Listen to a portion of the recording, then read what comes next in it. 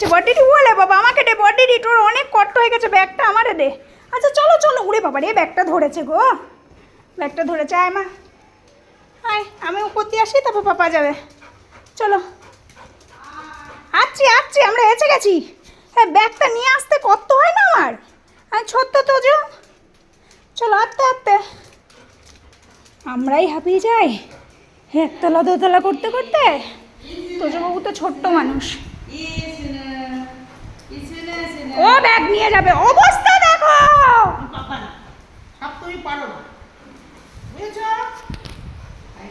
আচ্ছা, তোজোর বড়দিদি তো রাস্তার দিয়ে ঘুরে টুরে এলো।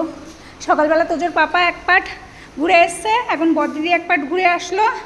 আর এসেই দেখতে পাচ্ছি ঠাকুরের এখানে রান্না হচ্ছে। এটা পায়েস হবে, পায়েস হবে, লুচি হবে, সুজি হবে, মিষ্টি কিন্তু গপু দাদার। হ্যাঁ, তোজবাবু আগে আগে।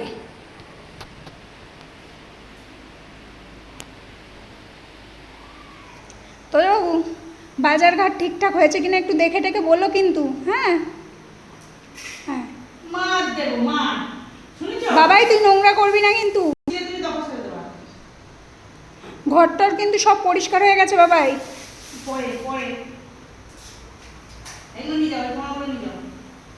ও নেবে না, ও মিষ্টির ঠোঙাই নেবে। তোমার যদি এক থালায় হয়ে যায় এক থালায় দেবে, যদি এক থালায় না হয় আর এক থালায় দেবে, অসুবিধা তো নেই। এক থালায় হচ্ছে না, আমার মা অ্যাডজাস্ট করার চেষ্টা করছে। ও তো ওরকম করে দিতে চাইছো, দাও তাহলে। ঢেলে দিতে হবে না মিষ্টি, অতগুলো ঢেলে তুমি দিতেও পারবে না। দাও।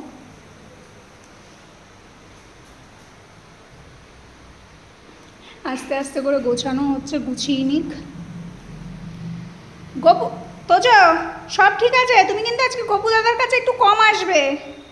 ওর মা বলে লুকিয়ে লুকিয়ে, ও মা ও কী করে ঠাকুর ঘরে এসে প্রসাদ খেয়ে চলে যায়, আমরা টের পাই না, আমরা ভাবি মিনি এসছে মিনি এসছে। ও মা, সেদিনকে দেখি লক্ষ্মীর পায়ের ছাপ পড়ে রয়েছে।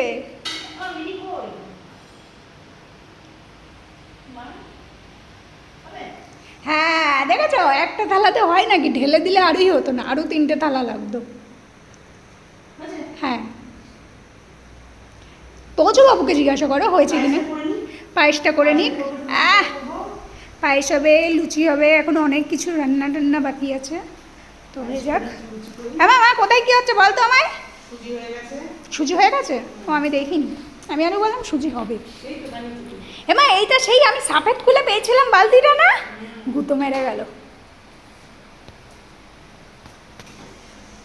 দোতলায় এই দুবার রান্না হচ্ছে। প্রথম হচ্ছে সেই না, হ্যাঁ প্রথম হয়েছে কিসে আমাদের নারায়ণ পুজো গৃহপ্রবেশের দিন হয়েছে, আর দ্বিতীয়বার হচ্ছে জন্মাষ্টমীতে মা রান্না করছে। এমনি তো রান্না আমাদের একতলাতেই হয়। ও এই যে এইটাতে সুজি হয়ে গেছে, ওটাতে পায়েস হচ্ছে। হ্যাঁ ভালোই বৃষ্টি পড়ছে। চলো মা রান্না করে নিক। গপু দাদা লকু দাদুর জন্য আমরা একটু ফনফন ফনফন করি। ও মা, তুমি কিন্তু মিষ্টির ডিব্বাগুলো বাইরে ফেলো, এই বারান্দায় দিয়ে দাও, তাহলে ছিঁড়লে ও বারান্দাতে ছিঁড়বে।